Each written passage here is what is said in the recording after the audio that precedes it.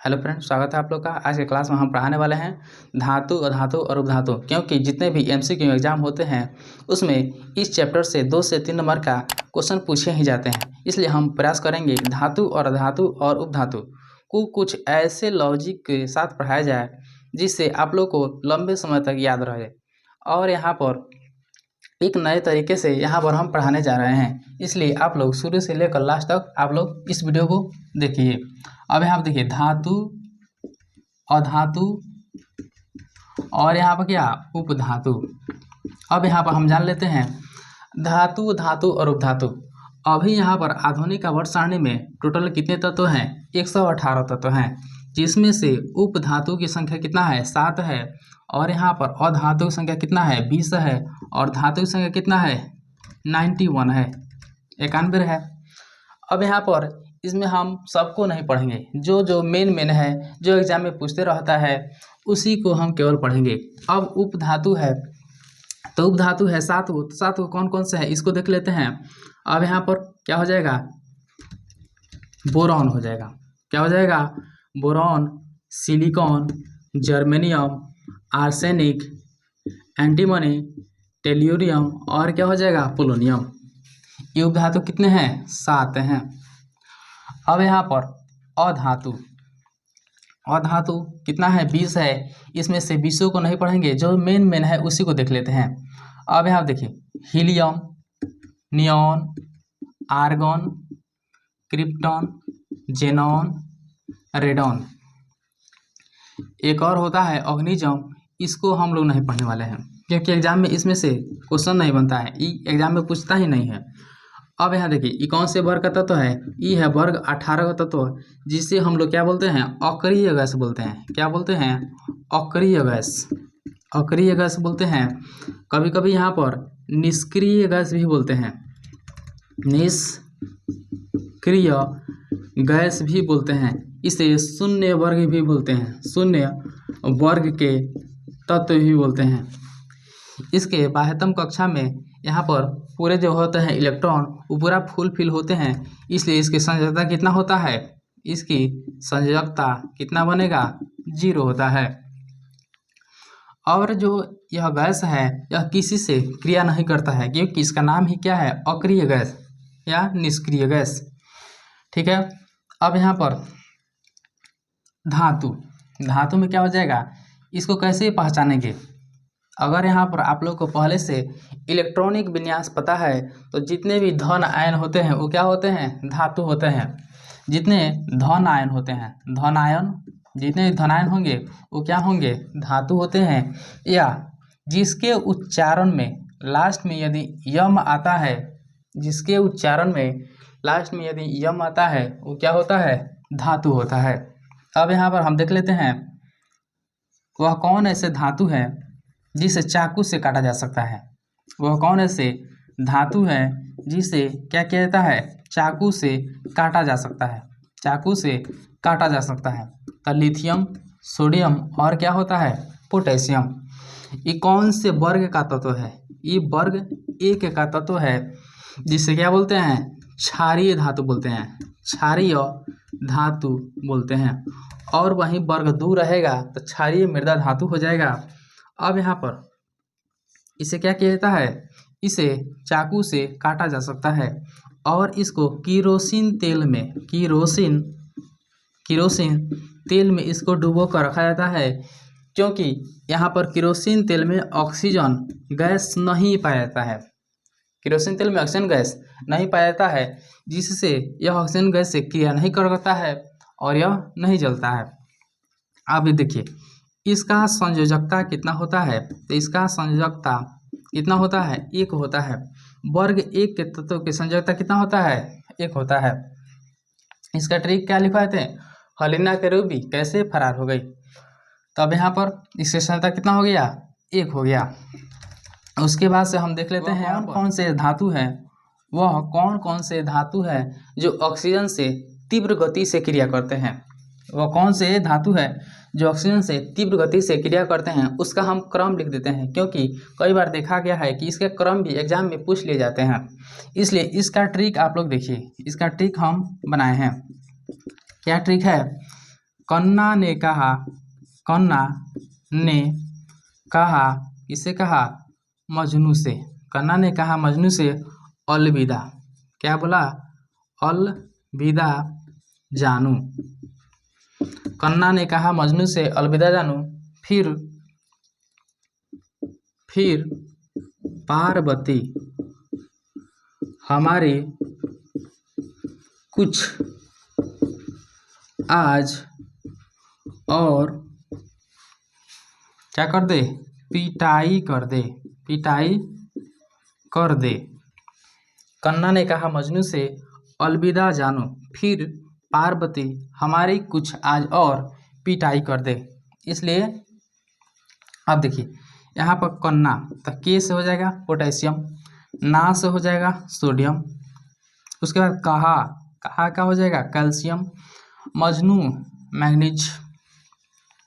Magnesium, अलविदा aluminium, जानू मतलब हो जाएगा जिंक, उसके बाद से फिर मतलब लोहा फेरस, पार्वती पीबी, हमारी मतलब एच, कुछ मतलब कॉपर, आज मतलब अर्जेंटम, अर्जेंटम मतलब चांदी, और मतलब औरम मतलब सोना, उसके बाद पिटाई मतलब क्या? प्लेटिनम। अब यहाँ पर ई साइलेंट है। तब यहाँ पर सबसे अधिक क्रिया ऑक्सीजन से कौन करता है? पोटेशियम करता है, उसके बाद सोडियम करता है, उसके बाद कैल्शियम करता है, उसके बाद मैग्नीशियम करता है, और उसी तरह यहाँ पर क्रिया करता है। 1 नंबर में इसको चुनिएगा, 2 नंबर में इसको, 3 नंबर में इसको, 4 नंबर में इसको, इसी तरह बढ़ते रहेगा। तो लेकिन सबसे अधिक क्रिया कौन करता है? पोटेशियम करता है। अब इसका हो गया। अब हम इसको मिटाकर हम आगे बढ़ते हैं। अब हम यहाँ पर जान लेते हैं धातु होता क्या है।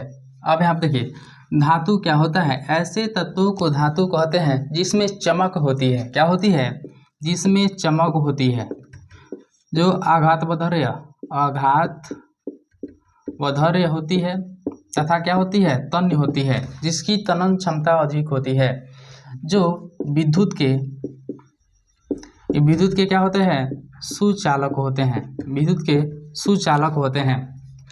अब इसमें अपवाद भी है, आयोडीन। ये क्या है? ये अपवाद है। अपवाद है कौन?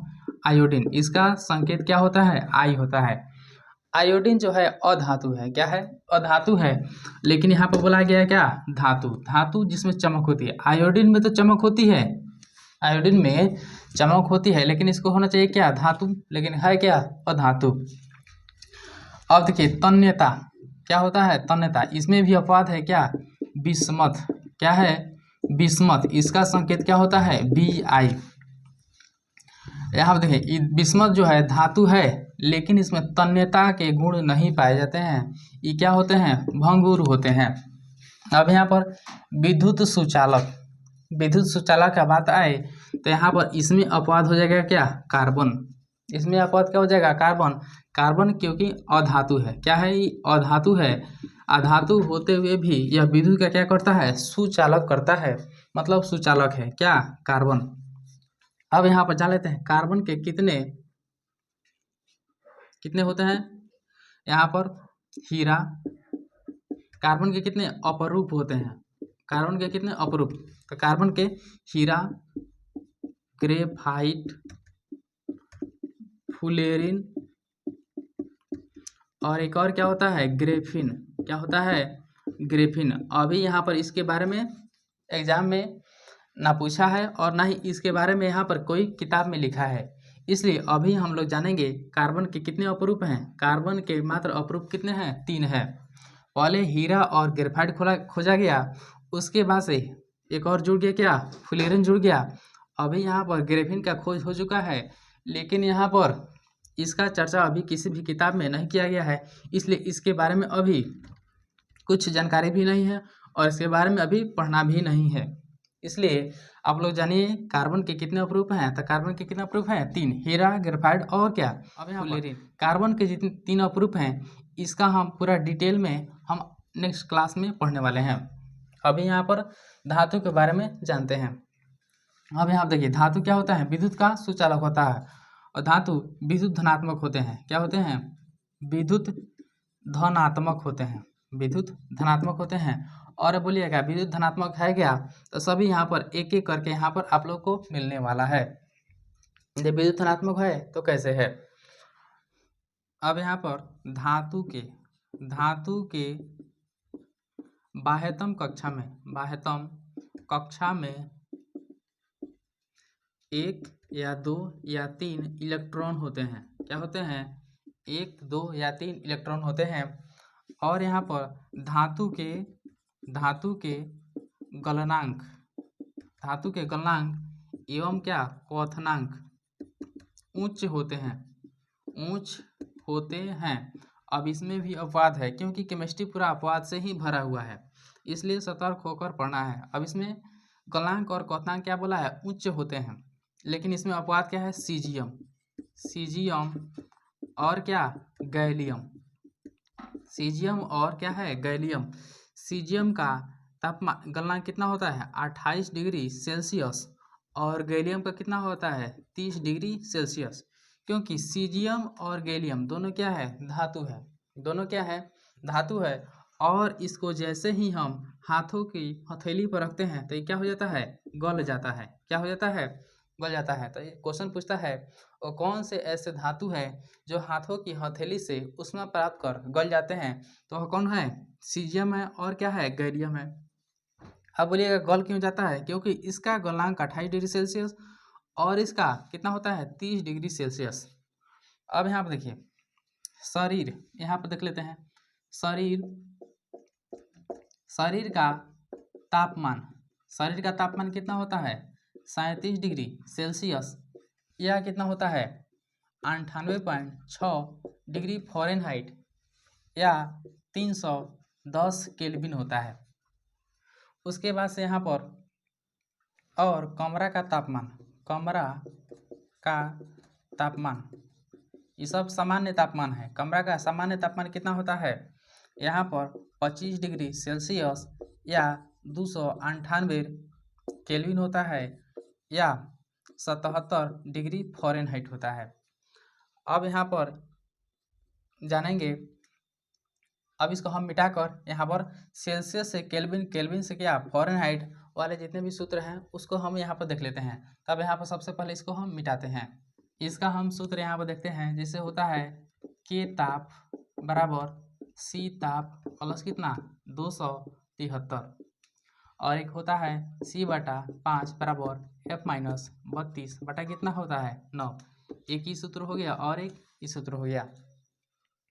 जैसे मान लेते हैं यहाँ पर 25 डिग्री सेल्सियस है, इसको अगर यहाँ पर बोले फ़ारेनहाइट में बदलें तो आप लोग बदल लीजिएगा।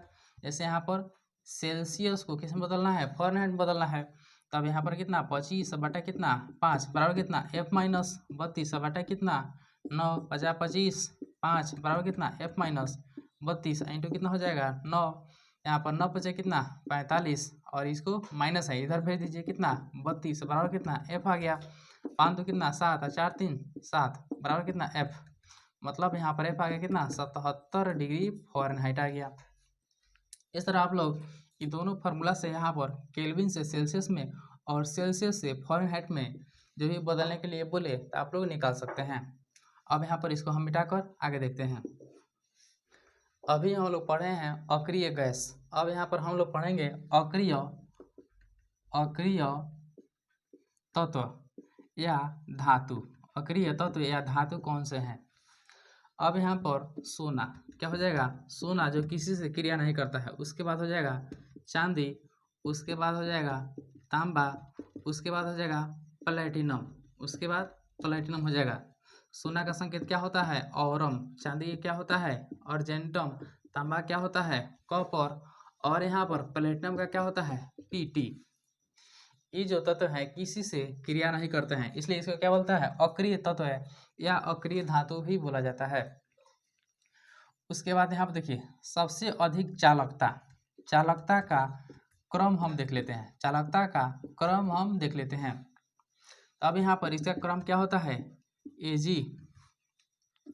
कुछ और आइल। अब यहाँ पर Ag मतलब क्या होता है, चांदी। सबसे अधिक चालकता किसकी होती है, चांदी की होती है। यहाँ पर कॉपर मतलब होती है सबसे तांबा। उसके बाद क्या, सोना। उसके बाद क्या, एल्यूमिनियम, एल्यूमिनियम। अब यहाँ पर ऑप्शन में सबसे पहले यहाँ पर किसको खोजना है, अर्जेंटम मतलब चांदी को, उसके बाद कॉपर को, उसके बाद सोना को, उसके बाद क्या, एल्यूमिनियम को खोजना है, क्योंकि यह चालकता का क्रम है। उसके बाद यहाँ पर देखते हैं तन्यता। तन्यता का क्रम हम देख लेते हैं, तन्यता का क्रम देख लेते हैं। सबसे अधिक तन्यता किसका होता है, तो यहाँ पर सोना का होता है, सोना का होता है। इसका संकेत क्या होता है, औरम। उसके बाद किसका होता है, चांदी का होता है। इसका क्या होता है, Ag। उसके बाद किसका होता है, तांबा। उसके बाद किसका होता है, प्लैटिनम। उसके बाद क्या होता है, प्लैटिनम। तांबा का होता है कॉपर और प्लेटिनम का क्या होता है, Pt। ये है तन्यता का क्रम। उसके बाद से यहाँ पर देखिए, अब यहाँ पर तन्यता, सोना, सोना का तन्यता कितना होता है, सोना का तन्यता। अब यहाँ पर कहा जाता है 1 ग्राम सोना से यहाँ पर 2 किलोमीटर तार बनाया जा सकता है। कभी कभी एग्जाम में पूछता है 1 ग्राम सोना से कितना किलोमीटर तार बनाया जा सकता है, तो 2 किलोमीटर तार बनाया जा सकता है। और एक और यहाँ पर याद रखिएगा, सोना का आघात वधर्यता, सोना का आघात वधर्यता कितना होती है, आघात वधर्यता कितना होता है, तो 0.0004 mm होता है। आघात वधर्यता मतलब उसको पीट कर पतले चद्दर बनाया जा सके, मतलब 0.0004 mm के मतलब चद्दर बनाया जा सकता है, क्योंकि यहाँ पर सोना का आघात वधर्यता कितना होता है, 0.0004 mm। अब यहाँ पर हम देख लेते हैं, यहाँ पर अक्रिय तत्व, अक्रिय धातु। अक्रिय तत्व या धातु क्या होते हैं, जो किसी से क्रिया नहीं करे। जैसे मैं यहाँ पर सोना, चांदी, तांबा, प्लेटिनम ये सब लिख दिए हैं। उसके बाद से क्या होता है, चालकता। चालकता का क्रम मतलब जिसमें फ्री इलेक्ट्रॉन अधिक पाया जाए उसी का चालकता अधिक होगा। तो चांदी में फ्री इलेक्ट्रॉन ज़्यादा होते हैं, इसलिए इसका उपयोग कहाँ किया जाता है, ट्रांसफार्मर में किया जाता है। पहले किया जाता है ट्रांसफार्मर में, अब यहाँ पर ट्रांसफार्मर में चांदी का उपयोग नहीं किया जाता है। अब यहाँ पर चांदी का उपयोग इसलिए नहीं किया जाता है क्योंकि यह सबसे ज़्यादा महंगा होता है। ये सबसे ज़्यादा क्या होता है, महंगा होता है, इसलिए इसका उपयोग नहीं किया जाता है। अब यहाँ क्या, तांबा का उपयोग किया जाता है। उसके बाद से यहाँ पर सोना का, उसके बाद क्या, एल्यूमिनियम का, क्योंकि चालकता का क्रम यहाँ पर सबसे पहले चांदी, उसके बाद कॉपर, उसके बाद औरम मतलब सोना, उसके बाद क्या हो जाएगा, एल्यूमिनियम हो जाएगा। तन्यता का क्रम, तन्यता मतलब जिसको तान कर लंबा किया जा सके, तान को क्या किया जा सके, लंबा किया जा सके। तो यहाँ पर सोना सबसे पहले आएगा, उसके बाद चांदी आएगा, उसके बाद तांबा आएगा, उसके बाद क्या आएगा, प्लेटिनम आएगा। अब यहाँ पर 1 ग्राम सोना से कितना मीटर तार बनाया जा सकता है, तो 2 किलोमीटर या 2000 मीटर के तार बनाया जा सकता है। और आघात वधर्यता का मतलब क्या होता है, जिसको पीट कर यहाँ पर पतला चद्दर बनाया जा सके। और चद्दर का मोटाई कितना होना चाहिए, तो 0.0004 mm के इतना हम चद्दर बना सकते हैं, क्या, सोना का। अब यहाँ पर हम इसको मिटाकर यहाँ पर धातु से जितने भी क्वेश्चन बनने वाले हैं इसको हम देख लेते हैं। अब यहाँ पर धातु से अगला ऑब्जेक्टिव क्या बनने वाला है उसको हम देखते हैं। अब यहाँ पर देखिए, सबसे भारी धातु, भारी धातु कौन सी है, सबसे भारी धातु अगर बोले तब यहाँ पर हो जाएगा ऑस्मियम। सबसे भारी धातु बोले तो ऑस्मियम हो जाएगा। अगर ऑप्शन में ऑस्मियम नहीं है तो क्या हो जाएगा, प्लेटिनम हो जाएगा। यहाँ प्लेटिनम नहीं, यहाँ पर यूरेनियम हो जाएगा, यूरेनियम हो जाएगा। सबसे भारी धातु बोले तो ऑस्मियम, अगर ऑप्शन में ऑस्मियम नहीं है तो क्या हो जाएगा, यूरेनियम हो जाएगा। उसके बाद से सबसे हल्की अगर यहाँ पर गैस बोले, सबसे हल्की गैस बोले तो क्या हो जाएगा, यहाँ पर सबसे हल्की गैस हो जाएगा हीलियम। अगर हीलियम ऑप्शन में नहीं है तो क्या खोजना है, हाइड्रोजन खोजना है। और यहाँ पर सबसे हल्का हल्का अगर धातु बोले तो क्या हो जाएगा? सबसे हल्का धातु हो जाएगा लिथियम। सबसे हल्का धातु क्या हो जाएगा? लिथियम हो जाएगा। और यहाँ पर सबसे अधिक क्रियाशील धातु बोले तो क्या हो जाएगा? अभी इसके पहले हम लिखवाए हैं क्या? क, ना, कहा, मजनू से, अलविदा, जानू, ये सब क्रम हो जाएगा। अब यहाँ पर आगे देखते हैं। और सबसे कठोर पदार्थ बोले या तत्व बोले, सबसे कठोर पदार्थ बोले या तत्व बोले तो इसका क्या हो जाएगा? हीरा हो जाएगा। हीरा हो जाएगा। अगर हीरा ऑप्शन में नहीं है तो क्या हो जाएगा? प्लेटिनम हो जाएगा। क्योंकि हीरा क्या है? पदार्थ है। हीरो क्या है? पदार्थ है। और प्लेटिनम क्या है? ये है धातु, या ऑप्शन में यहाँ पर तत्व रहे। यहाँ पर अगर सबसे कठोर पदार्थ बोलेगा तो हीरा हो जाएगा, और सबसे कठोर तत्व बोलेगा तब यहाँ पर प्लेटिनम हो जाएगा। लेकिन यहाँ पर कभी कभी यहाँ पर कई बार देखा गया है कि यहाँ पर एग्जाम में जो है सबसे कठोर पदार्थ या तत्व क्या है, तो यहाँ पर प्लेटिनम को भी टिक नहीं कराया गया है। प्लेटिनम को टिक नहीं कराया गया है क्योंकि क्या है? प्लेटिनम तत्व है। यहाँ पर हीरा तो तत्व नहीं है, लेकिन यहाँ पर कई बार यहाँ पर हीरा को ही टिक कराया गया है, सही कराया गया है। तो इसलिए यहाँ पर आप लोग क्या खोजिएगा? सबसे पहले यहाँ पर हीरा खोजिएगा, उसके बाद से क्या? प्लेटिनम खोजना। या तत्व बोले या पदार्थ बोले, सबसे पहले यहाँ पर हीरा, उसके बाद क्या? प्लेटिनम। क्योंकि हमारा टारगेट यही है कि किसी तरह क्वेश्चन को सही करना है। यहाँ पर लॉजिक तो यही है। तत्व यहाँ प्लेटिनम क्या है? तत्व है। और हीरा क्या है? पदार्थ है। लेकिन एग्जाम में यहाँ पर मैक्सिमम यहाँ पर हीरा को ही सही कराता है, इसलिए यहाँ पर आप लोग हीरा को टिक कीजिएगा। उसके बाद क्या हो जाएगा? प्लेटिनम हो जाएगा। उसके बाद यहाँ पर देख लेते हैं अतिशबादी में अतिशबादी मतलब पटाखा। पटाखा में रंग जैसे यहाँ पर स्ट्रोंशियम के कारण क्या होता है? लाल होता है। और यहाँ पर बेरियम के कारण क्या होता है? हरा होता है। और सोडियम के कारण क्या होता है? पीला होता है। अगर यहाँ पे पीला बोले तो यहाँ पर सोडियम हो जाएगा, हरा बोले तो बेरियम हो जाएगा, लाल बोले तो स्ट्रोंशियम हो जाएगा। यहाँ फिर से देखिए, यहाँ पर पीला बोले तो क्या हो जाएगा? पीला बोले तो सोडियम हो जाएगा, हरा बोले तो बेरियम हो जाएगा, और यहाँ पर स्ट्रोंशियम बोले तो क्या हो जाएगा? लाल हो जाएगा। और यहाँ पर कुछ और है जो उसको भी ट्रिक के साथ देख लेते हैं। अब यहाँ पर इसको हम ऊपर मिटाते हैं और उसको ट्रिक के साथ हम देखते हैं। जब कोई तत्व किसी अन्य तत्व या यौगिक से अभिक्रिया करता है तो उसका रंग हो कैसे जाता है, उसका रंग किस रूप में बदल जाता है, उसको हम देखेंगे। यहाँ पर उसका ट्रिक हम जान लेते हैं। इसका ट्रिक क्या है? जब उसको हुआ गुलाबी मन, फेंका नीचे हरा रंग,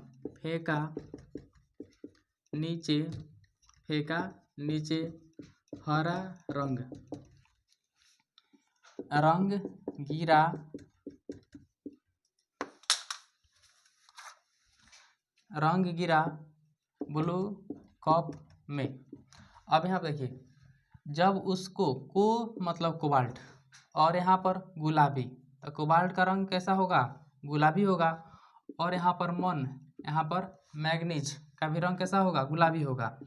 कब? जब यहाँ पर मैग्नीज जो है और कोबाल्ट जो है किसी से अभिक्रिया करेगा तो उसका रंग कैसा हो जाएगा? तब यहाँ पर गुलाबी हो जाएगा। और यहाँ पर फेंका मतलब फेरस मतलब लोहा। अब यहाँ पर लोहा का रंग कैसा होता है? जैसे यहाँ बोले FeSO4 का रंग कैसा होगा? तब यहाँ पर क्या हो जाएगा? हरा हो जाएगा।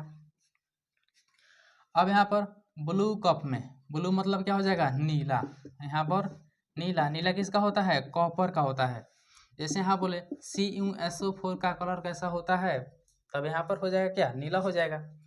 मैग्नीशियम सल्फेट MnSO4 का रंग कैसा होता है? तब यहाँ पर देखिए क्या है? गुलाबी हो जाएगा। इस तरह यहाँ पर इसका कलर पूछता है। क्या पूछता है? इसका कलर पूछता है। इसलिए आप लोग याद रखिएगा, जब उसको हुआ गुलाबी मन, तब यहाँ पर CO क्या है? CO मतलब कोबाल्ट, और इसका कलर कैसा होगा? गुलाबी हो जाएगा। और Mn मैग्नीज का भी कलर कैसा होता है, गुलाबी होता है। उसके बाद से फेका, फेका मतलब Fe मतलब लोहा हो जाएगा, फेरस हो जाएगा। नीचे हरा रंग, अब Fe ऊपर का कलर कैसा होगा, देखते मतलब आप बता दीजिएगा, हरा होगा।